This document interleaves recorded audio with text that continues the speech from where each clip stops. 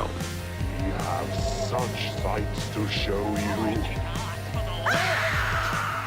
Welcome to the Double Maybe View, a horror podcast. I'm Jesse Spitzer. And I'm Jared Lees. And today we have another special guest. Aveya came through with her favorite horror movie, Don't Worry, Darling. This was a movie that was not at all on my radar. And I'm very glad that she brought it into... She was being very nice, and she was asking what we wanted her to talk about. So we were throwing at her ideas of like things that we liked, and we realized, the whole point of this is she brings one that she likes, and then she went in, Don't Worry, Darling. Yeah. We had that, hey, don't call me that. But then it was like, okay, and I did not know that it would apply as a horror movie. I was stuck, uninformed, old man that I was, that it was a modern Stepford Wives. All right, without wasting anybody's time, I'm gonna go ahead and throw it to the three of us to discuss this movie. And as promised, we are here now with Aveya to talk about Don't Worry, Darling. Aveya, why is this the movie that you picked for us to talk about here? I picked this movie because I am weirdly obsessed with it.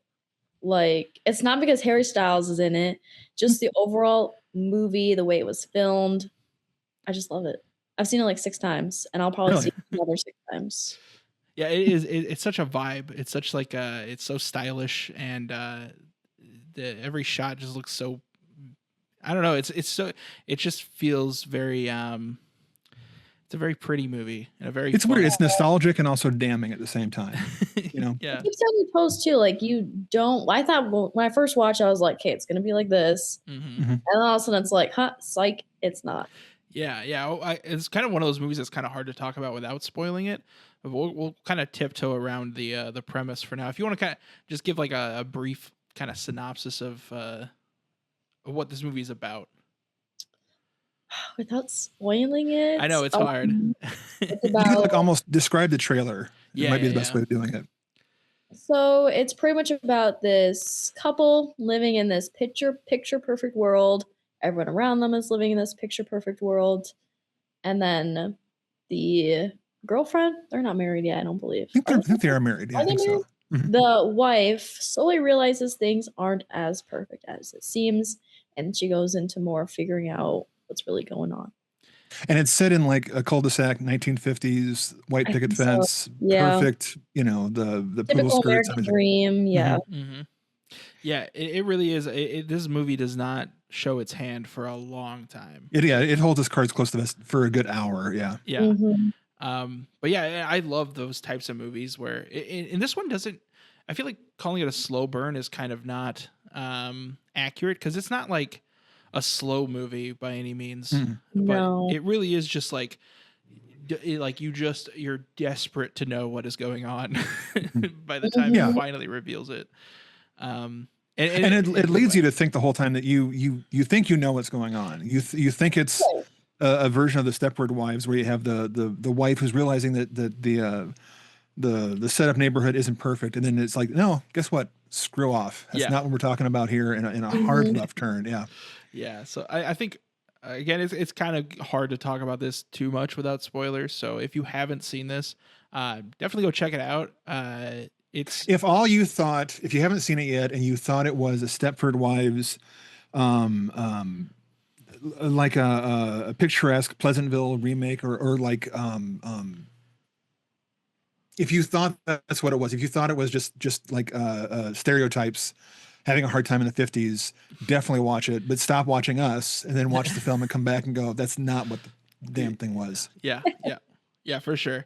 Because I like you said, you kind of think you got it figured out right away, and then about 20 minutes in, I got hit with like, oh, okay, now I understand what's going on, and then an hour later, I'm like, oh, I had no idea what's going on anymore.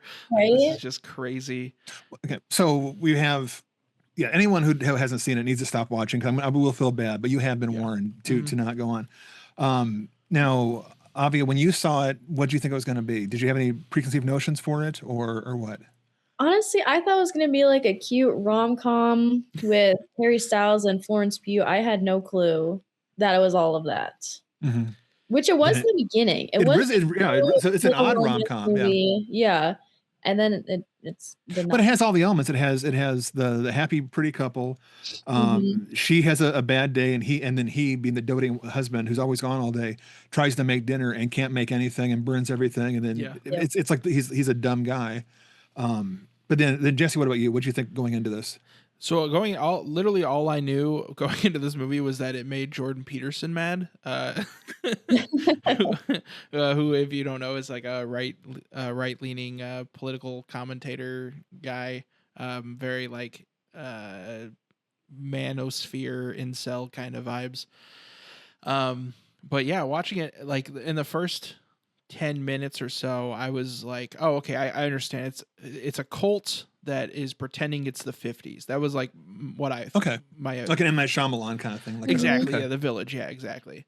Cause they show like this little, neighborhood is like in the middle of the desert, and, nobody's allowed to leave their property. The men leave to go to work, and they're not allowed to talk about the work they do.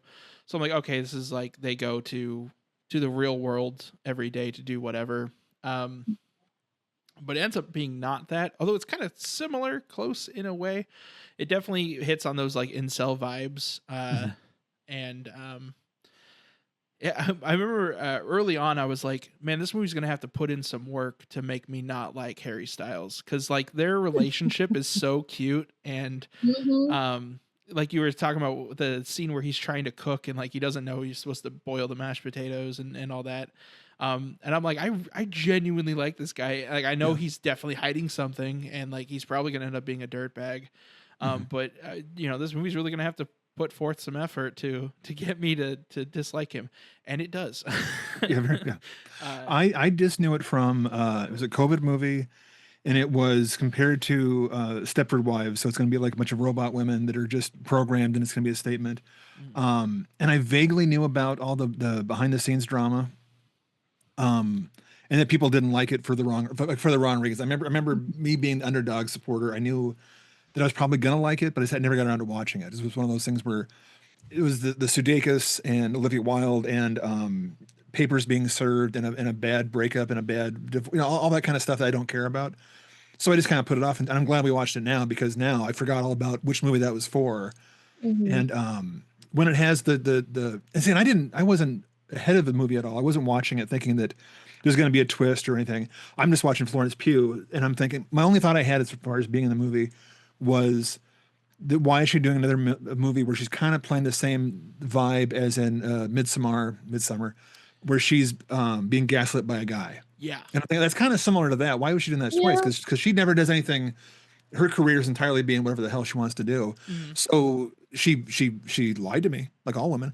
But then she played that card so well that like when she plays it, like every idiot who actually fell for it, she's kind of going, "You thought I was going to do that again?"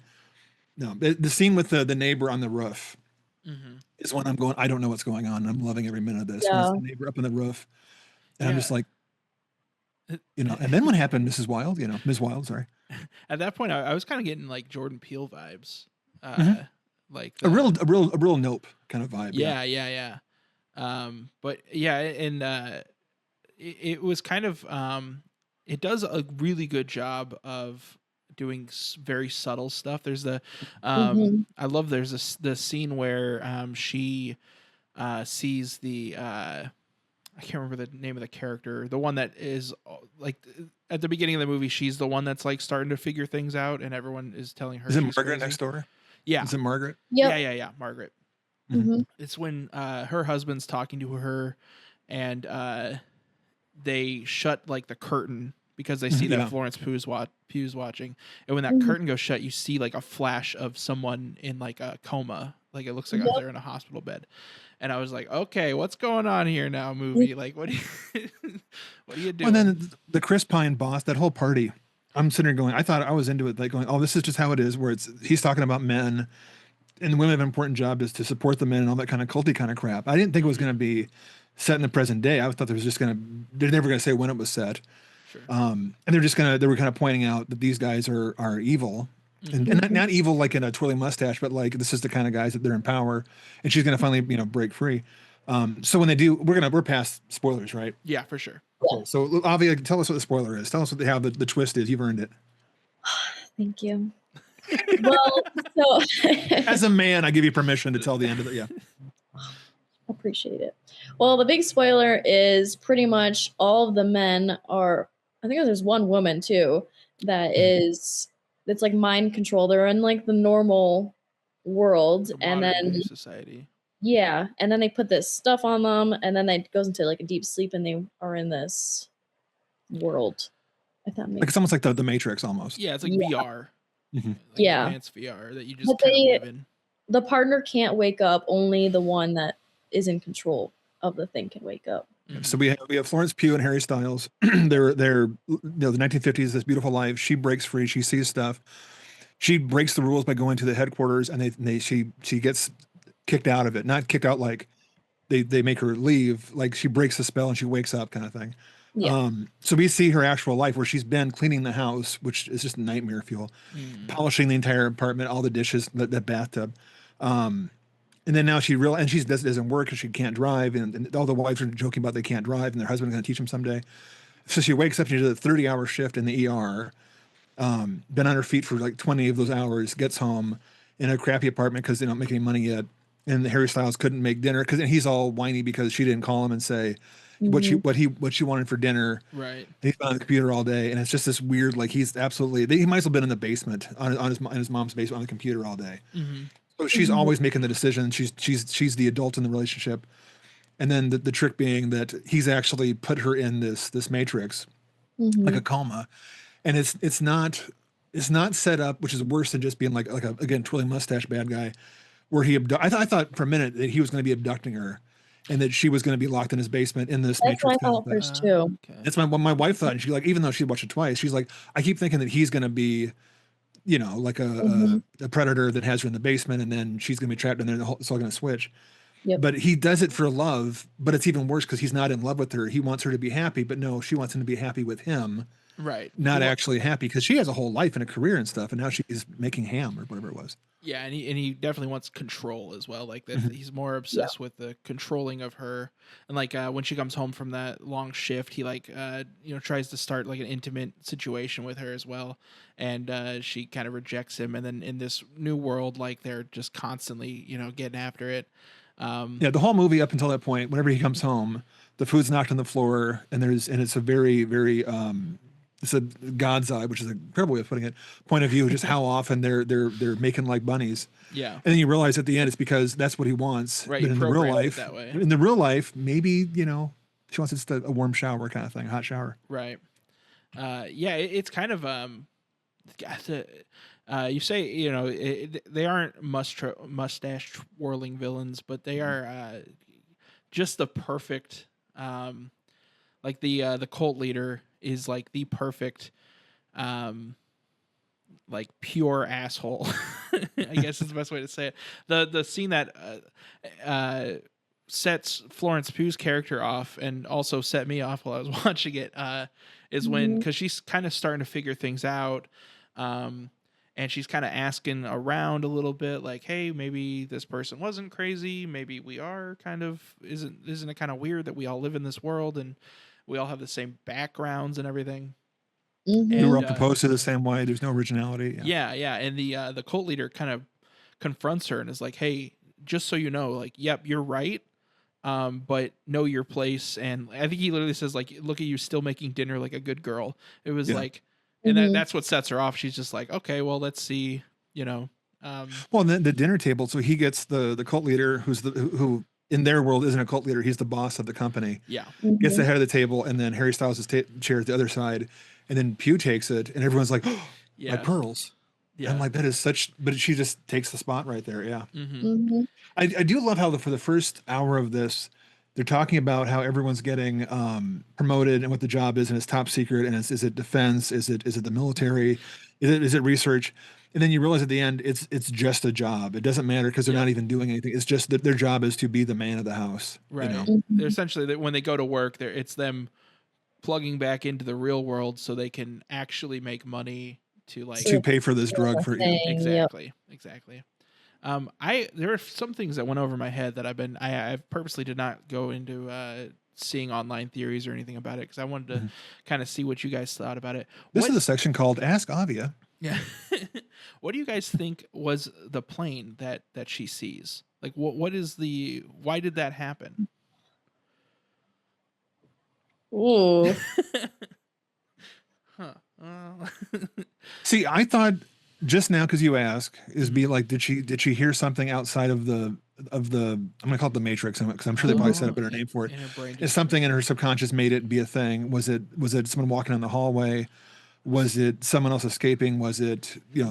was it a glitch? Was it like a mistake kind I of thing? think I thought it was a glitch. Mhm. Okay. Well, the reason Because- yeah, go ahead. Oh, the reason I ask is because the woman at the beginning who also escapes or like starts to see that like they're in the Matrix, she disappeared with her son, and her son was also carrying an airplane during that Okay. sequence as well. That's why I feel like the plane represents something. I just don't know what it is. It went over my head. Waka waka. That went over mine too. I'm just now noticing that. Yeah, so I didn't know if you guys had any theories about that. Well, it's not the same thing because that was a toy plane as opposed to a Right, real right. plane. So that's no, I don't. And I just now That realized has to be intentional. That has to be Yeah. because considering looking back, I do want to watch this again now that I've seen the ending Mhm. and find those kind of things because it's got to be that her kid when she went out to leave the Matrix again. I hate calling it that. The Matrix turned off the program for her kid because he was Right. never in the Matrix probably because why would you have them both? And she even says that. She says, I think they took him away to punish me. Yeah, and he didn't exist, so they just turned off that subroutine. Right. So the plane might have been where was Margaret at then? Has she passed away yet? Yes. Okay, Hmm. Oh. So- well, I think I so. don't- I don't remember now. I think the plane was. I want to say the plane was before that because I think she went up there, and then it wasn't quite because because then she had some normal scenes after that. Yeah. Everyone was asking her why she went up there, so maybe that was the kid being taken away, or Were the kids real or were they programmed? The kids I'm were thinking fake. Margaret's kid. They're all the kids are fake because Olivia Wilde hints. Oh. Which, by the way, that's a really hard part to play as that director, Olivia Wilde's part. Yeah. Because she has the two kids that never seem to age, or then they're just cliche kids. They're playing, and then she's getting the spray. I love the line about "I'm going to call Santa Claus." That is such a cliche. Yeah. Hey, Casper, is that dog real? But so the kids are fake, and then she at the end says that she knew she's the one that she knows. Somehow she could afford to pay for the Matrix because she's there because the program can give her kids back. Yeah. And then Right. a lesser movie would have said what happened to them. They have a big scene about that. But this movie knows all you need to know is that her kids are dead and that Yeah. she's sad. You know, It's very WandaVision. very much. Yeah. Is, yeah. Does this predate WandaVision by a few minutes? Yes. This is pandemics. This is probably before that. Yeah, I don't know actually. I think it is. Sure. It's also a coincidence too. I mean, it's not like no one's ripping off Right, anybody right. in this world. Yeah, Um, yeah. But yeah, so I'm very curious about the plane. I'm gonna have to do some research after we get off the call here. Let's look Yeah, why do it before? But why would my thing is I don't get the hate for this because anyone who's going to go on record saying this is a bad movie, Mm. just put on a shirt and say, "I'm a basement dumb incel." You know what I Yeah. mean? Because anyone who's going to make fun of this either probably didn't watch it. You know, it's like the same guys that watched like Midsummer and then didn't get the point of it. Yeah. Mhm. Or like I mentioned, like the Bride a few weeks ago, it's a movie made like when Gyllenhaal made The Bride. If you don't get it, it doesn't mean it's a bad movie. It just means you don't. It's not made for you. Sure. That's not a bad thing. Okay, it's not like I also don't like mango sticky rice. I don't say it's a bad mango sticky rice. It's not made for me. By the way, Right. just so you guys know. Okay. But yeah, I don't. Anyone who's saying it's a dumb movie, just say you don't get it. It's Don't. definitely not. It's such a complex Mhm. movie. There's so much into it, little things that you have to really pay attention to. Like if you went in thinking it was going to just be like a slasher in the 50s, you're in the wrong movie. The worst thing you did was you wasted your ticket money. But this has got immediate. This is how I know I was enjoying it, even though I didn't get it. At the end, we rented it on Amazon, and I'm gonna our sponsorship for Amazon. When it got done, it was as she's waking again. This is the ultimate spoiler. As it was getting done, she's lying there, and it goes to black, and we're hearing music.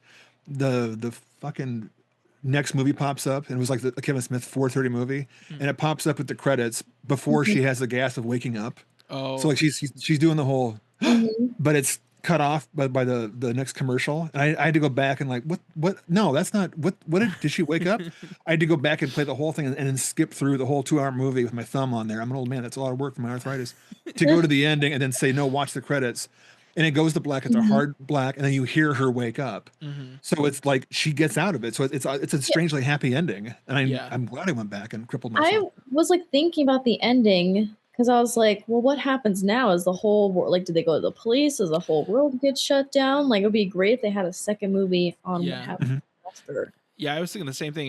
They definitely. I mean, that's probably why they put forth such an effort to catch her. It felt weird to me that they didn't have like a kill switch where it's just like, oh, okay, she's trying to escape, just like turn her brain off and we'll go get her. Because that was the part that really probably there's two parts of this movie that really got under my skin. One of them would be Harry Styles dancing. Okay, 3 parts of this movie. No, is when she's talking to Olivia Wilde and like she had already killed Harry Styles and everything, and Olivia Wilde's like, you gotta get out of here right now. They're gonna come for you in the real world, and like that freaked me out a little bit. Yeah. The other part is when she gets dragged out of that car. What a heartbreaking scene. That was a my terrible God. scene. That was stressful as I'll get up. I It was was gonna say a dream as if you're slow motion. Like she was like slow motion running through it all. Yeah. That's how. I mean, but then the metaphor is like, okay, they're coming to get her. You're in the car. In an action movie, she would, kick the window out. Like in the Avengers movies, she would kick the glass out and throw it and pull a gun and do the superhero stance. But in that one, they keep having her look at her husband to help her, and he's having a breakdown, and he's just bawling because he can't do it. And so, take away the actual action, but the metaphor is in this situation when she's calling him on his gaslighting lies, like, okay, you wasted, say that he ruined all their money and their finances, and then they're going to lose the house. So she's freaking out. We're going to be homeless. I can't help you. And here comes the debtors. I'm just picking a random, what the lie would be about to get out of here. And then she's wants help because he's the one who's been in this reality, been her husband. He's just sitting there. I can't look at her. I don't know if I need a sequel, because I think the ending is that she's going to get out. Like if you're being literal, she gets out, they come, but it's a real life, so they're not gonna kill her. They're just gonna charge her, she's gonna go to work and they're gonna cancel it because maybe they can't chase him down. But now she's not being lied to anymore. Yeah, and like maybe the husband's dead next to her, so maybe there's that kind of thing. Right. They also kind of on her way out, she kind of rallies up the other women as well, and like they all start like kind of asking questions and being like, wait, what's going on here? And you kind of see like the street lights start exploding and stuff. It kind of feels like the whole operation is just kind of falling apart at that point. I'm a little bit confused as to, is the implication that the cult leader's wife is actually like the one that's kind of in control? Because she like stabs him and is like, now it's my turn. My turn. Yeah. Yeah. I do love the twist of the knife. I was trying to figure out that means something. It's brutal. Almost like she gave him, like, it's all her money, and then she gave this is his toy to play with, and he gets to go play with his guy friends and like be the boss and all that kind of crap. But she's like, no, okay, you're done now. I'm through with you. I'm gonna be in charge now. Like this is all falling apart. So yeah. Nick Kroll was hard to watch. The Olivia Wilde's husband is such a whiny guy. I love him from Big Mouth, but unless he's talking on camera, I'm thinking it's going to be the guy from Big Mouth. But it's the ultimate. It's the normal guy, the schmucky guy, and then the statuesque wife, and it's just the 50s, and it doesn't matter what the guy looks like as long as the wife's is a pinup kind of thing. Yep. And the thing is, I bet you people that hated it fell for that for the first hour of it, and the guys are like, "That's how it's supposed to be." Jim Belushi's the husband, of course. He's going to get what's her name. I just don't know who hates this movie, who's actually spends the whole 2 hours watching it. Yeah. I think. I think you're right. Where it's mostly gonna be people that don't get it, or people that feel like they're the target of the and those people should feel bad. If they chain their wife to a bed and put flashlights in her eyeballs, they should feel bad about that. That's not a good. Yeah. By the end of this movie, if by the end of the movie you're just kind of like, man, Harry Styles didn't deserve that, then maybe you should reassess. I do like how they try to ugly him up. Yeah, like they give him the bad haircut and the greasy hair, and they just kind of make him too. take his accent away. I like how he got a pick that he's English. So Mhm. basically, he picked the Harry Styles avatar to be. You know. Yeah, that scene's also really upsetting because the implication that some of these women weren't in a relationship with the men because Mhm. they're doing the questionnaire and it's just like, oh, his name is Harry Styles and his uh, desired romantic partner is Florence Pugh, and it was like pre-established relationship, yes. It's like, does that mean that some of them are not? Like some of them Yeah. are just like a creepy, a person that this person's I never creeping thought on? about that. So it's Yeah. not a bunch of husbands doing that, but Yeah.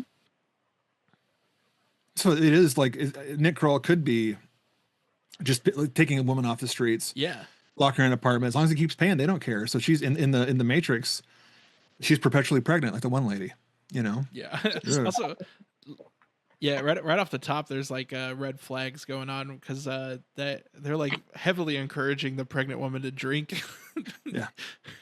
It's like, oh, it's good for the A little baby. there. Right. I was like, did they not know about that in the 1950s? I don't know. But it's not real though. I mean, the Right, baby's not exactly. real, so but it should be a hint, you know. And what does that mean? Good. I was gonna say, what does that mean for her husband? Like, why does he want a perpetually pregnant wife? Like, that's kind of bizarre as well. I'm assuming that was his Uh, decision. No, I mean, it has to be. It has That's to a be right there. complex statement. Yeah. Yeah. I can't think of any. But some people want the barefoot pregnant wife who's going to be subservient and doing all that. Mhm. I don't know. It's just weird. Maybe it's But like but again, I'm not supposed to get it. If you get it on the first viewing, then it's not art. Then it's just an action movie or For just sure. just a slasher. Mhm. I need to watch this again. I need to like actually go buy the disc so I can watch it and not have to wait the 48-hour window. Because all the bits with I'm embarrassed because my big stressor point was when Harry Styles was dancing and he just kept dancing. I didn't understand that scene. I still don't.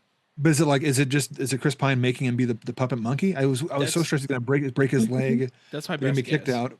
Yeah, but I mean, if it's in the Matrix at the end of the movie, it must mean something. Like, he's just doing what the boss tells him to do. Yeah, you and know? what does it mean to get a promotion in this world? Because they don't Yeah. actually work for him. Right. So, yeah. I don't Maybe know. they do all in the real world. It's Maybe. possible. Yeah, that could be. Maybe like Do you think in their- the real world they work for Victory or like their contract employees or something? It could Maybe. be.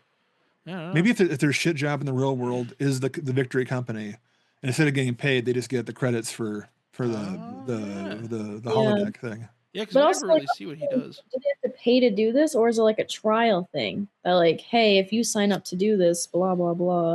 You get 7 days free. Yeah. Yeah. Yeah, I don't know. I also like that they set up that the cult leader is pretty much like a podcast bro. Like Yeah. just like because we see Harry Styles listening to the podcast when we get the flashback. Yeah. In reality, he's definitely It's there's a Patreon level for that where you go into it. Yeah. Yeah, I also definitely got the vibes, and I think the movie does this on purpose that Harry Styles was also a victim early on. I thought because when they would do the flashes to the real world, and it's just like the two of them like laying in bed, and she's just like, "Don't worry, I'll pick up an extra shift. Like we'll get through this." I was like, "Oh, maybe like they're both kind of." Being misled, but no, it's definitely not that case at all. And that's something I would also like to rewatch with that in mind as kind of see how Harry Styles responds to a lot of this because he is very convincing when he's just like, "What are you talking about? There's a plane crash? What do you know? There, if a plane crashed, we would all have heard of that. How are you, Mm-hmm. And so yeah, he was so convincing that I was convinced for a while that like, oh, he also doesn't quite know what's going on, but Yeah. but no, he definitely does, and man, There's a while where I thought he was as fake as everyone else was. Right at the very end of it. I mean, until she killed. Even when she killed him, I was thinking maybe he is part of the illusion of it. But I didn't know who was pulling the strings to the whole thing. I just got to watch this again. yeah. Because he shows up at the very very end as well, right before she escapes. He kind of like gives her one final embrace, and it's like, oh, is that just in her mind, or is that the program like one last desperate attempt to keep her there? It could be. There was one bit when she's cleaning the tub. No, she's in the tub. It was the tub, all the Yeah. mirrors, and then she sank down into it, and then one mirror she was still Oh, looking at yeah. you, and that creeped me so much out. I had to Yep. go back and watch it again, and then it creeped me out again. I'm like going, that's cool. Yeah, Yeah. that means something right there. Yeah, this movie does so many cool things with like just symbolism and like also in that scene when she does go under the water and you kind of see her the footage is in reverse, so the bubbles are going into her mouth. Oh yeah, Which is like just a Yeah. really cool it was visual. so unsettling. It's very Kubrickian as far as like, Yeah. it's very simple. No one's fooled that she's not sucking that bubbles in. They know it's backwards, Right. but it's so unsettling. Yeah. Yeah, it's really cool. And then all the cutaways to the synchronized dancers and their Yep. creepy The- faces and ugh. I think the one scene I didn't fully understand, but I really liked, was when she was touching the wall, and then like I was all of a sudden squished by the wall. Yeah. I didn't fully understand what that meant, but I thought it was very cool. Yeah, at that point in the movie, had she already kind of started questioning? Yeah. So maybe it was like the program like warning her, just like, hey, take it easy. Because in the moment, I kind of thought it was a representation of like her feeling closed in and like no one, yeah, exactly, trapped. No one's listening to her. But if if you look at it as Victory is, Victory, the name is like victory over women, and it is gaslighting. So every time she hits the wall, is that her coming up to the truth? Is that her seeing through the whole the bullshit about what he's saying that she's supposed to be doing? So that when she breaks out and when she gets out, good. I'm sorry, someone's being smarter than me talking. But man, it's just like it makes you wonder what it's trying to say. That's the best part about a good sci-fi is like, because even the old Star Treks would have, pew pew pew pow pow, but also, oh wait a minute, this whole race of aliens is racist, and this race is all, they try and say more with it. Right. Yeah. I like that. I like that reading too of like, because it almost feels like her focusing in on the smudge on the window is like, no, you're supposed to be looking through the window and seeing the perfect neighborhood. You're not supposed to be looking at the imperfections that are right in front of your face. I like that reading a lot.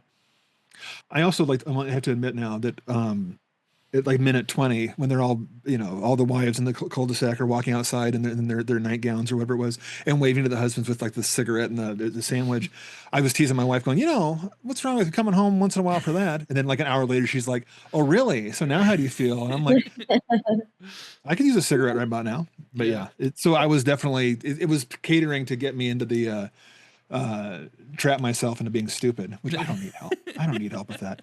I like that opening scene a lot because on first viewing, like I said, I went in completely blind. So, I was like, oh, is this movie just like super stylish? Is it like kind of, who's that filmmaker, the hotel guy? He's like, all of his movies are like super stylish. The Fantastic Mr. Fox guy. Oh, the one guy. Yeah, that guy. The Grand Budapest Hotel. Right, and yeah.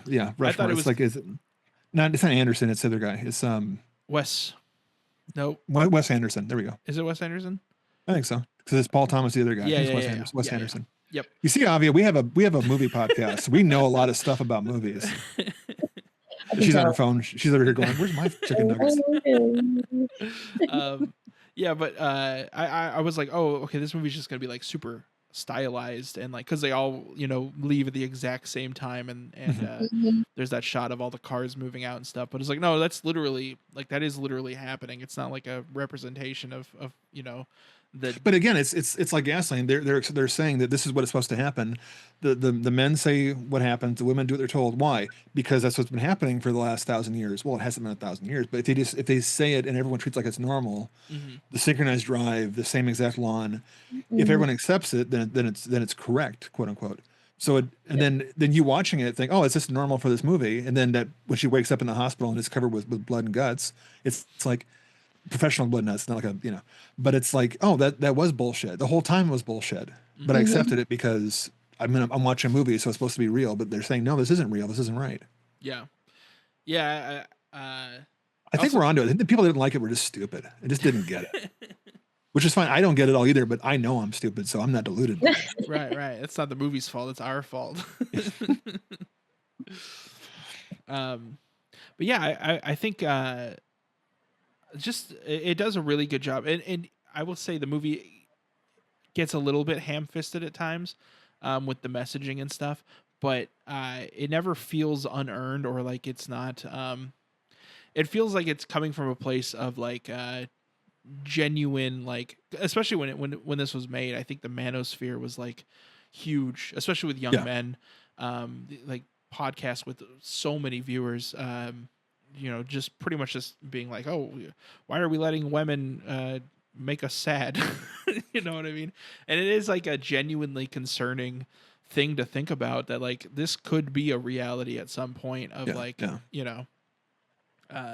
so I think it earns a lot of its kind of hitting the nail on the head. But I mean, a lot of the stuff that's if you cut away the fat, like the trolley driver, I don't go over there, I don't question that. Some of that is just there to add suspense, and it is about the guy who doesn't listen to a woman, but some of it has to be there just to be creepy, like the guys, the one doctor. And I mean, that's like you said, that's a ham-fisted on the nose. The doctor's not going to tell you about a woman's body. There's 2 minutes explain to Aveya about this, but like his whole job to not tell them, what is it? She's hysterical. It's right out of Nosferatu. She's hysterical. Take your pills, take your medicine. You'll feel better. They hit that a couple times, so they have to do it enough so that it makes the point. Yeah. So is like the doctor and the trolley driver, are they real people or just a part of? I think they're like NPCs. They're not playable characters. They're just there to block it.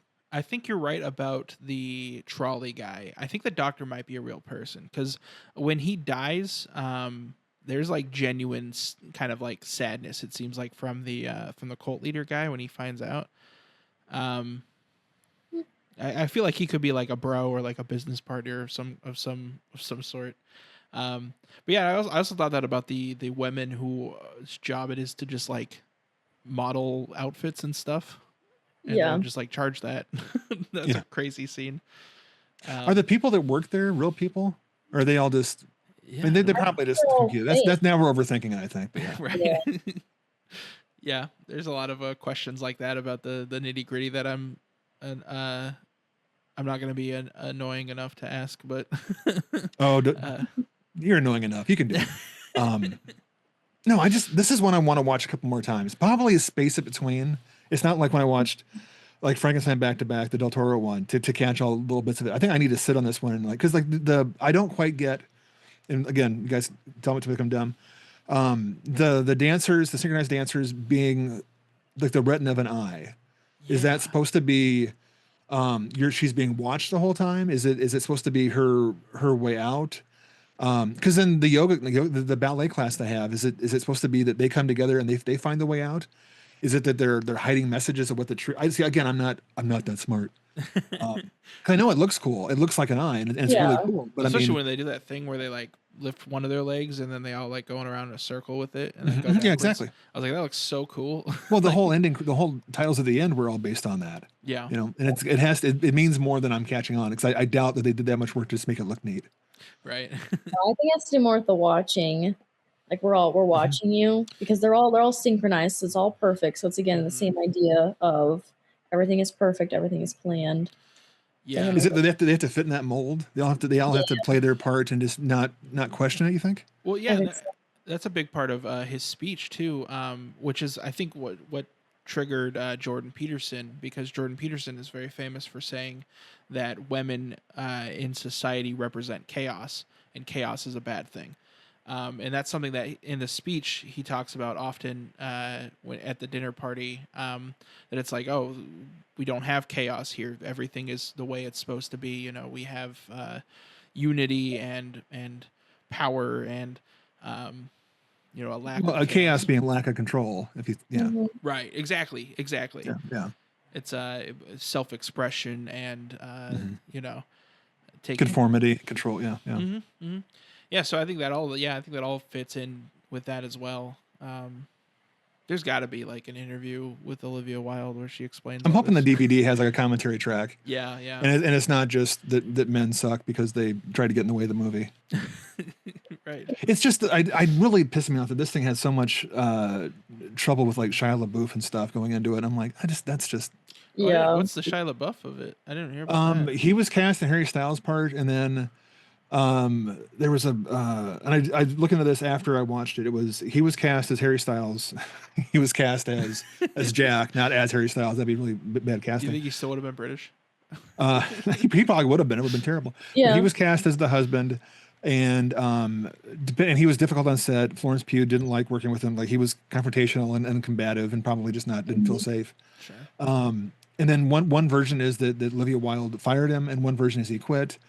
And then there's videos that are, I didn't watch the videos, that are them like sending screen grabs to each other of I quit, how mean they were. And I'm like, there's people between everything. So like, she probably fired him, he probably quit, but who knows who told Sure. him what happened. It doesn't matter.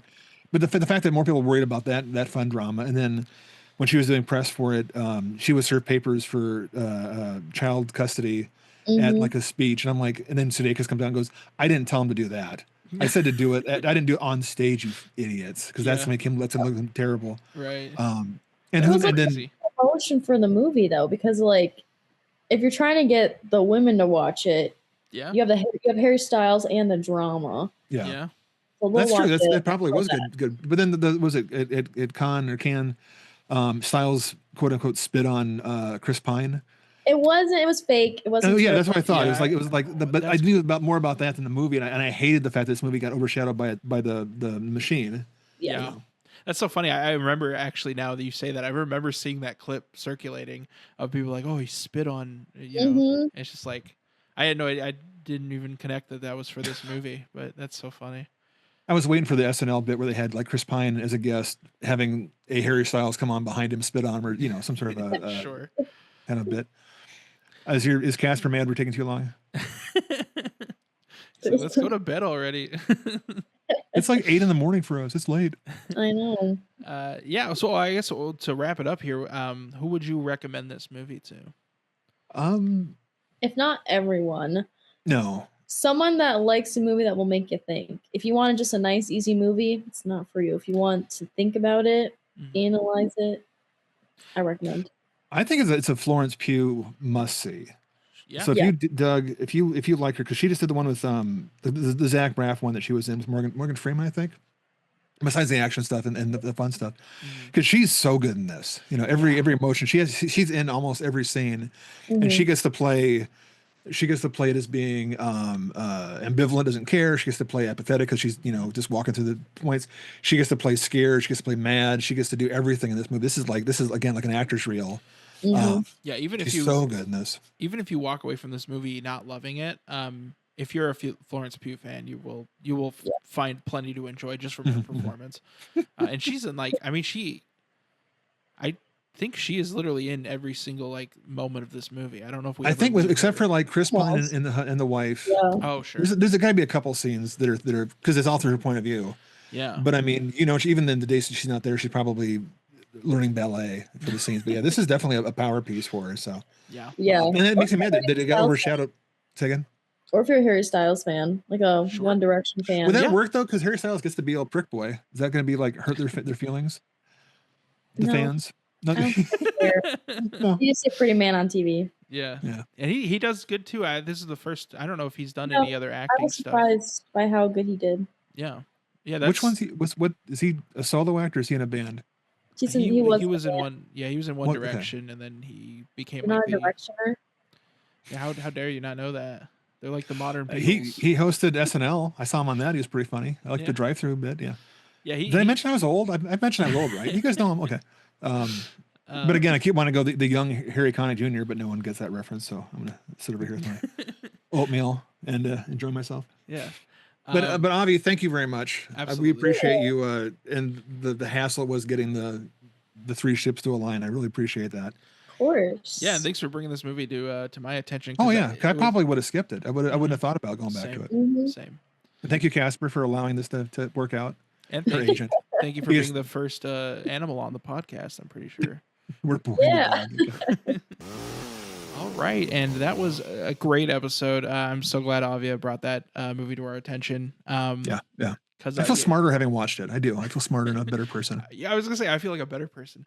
If you feel like a better person and you want to tell us how, you can let us know. Hit us up on all your social media locations there down below at TDMMVI Pod And then you can also email us directly at tdmmvipod@gmail.com if you have any thoughts about this movie, any movie we've covered in the past, any movie we should cover in the future. If you want to let us know on this one, a movie that you went in totally blind and were blown away by. Oh, This would great. be the good topic, because this is one that I'm been bragging to people. Yeah. After and I don't get to take credit for it because I didn't think to watch it. This is foisted upon us, and I'm so glad it was. So Yeah. Until next time, though, I'm Jesse Spitzer. And I'm Jerry Lees. And this has been the Devil Maybe View It. Thanks for watching. All right, thanks guys.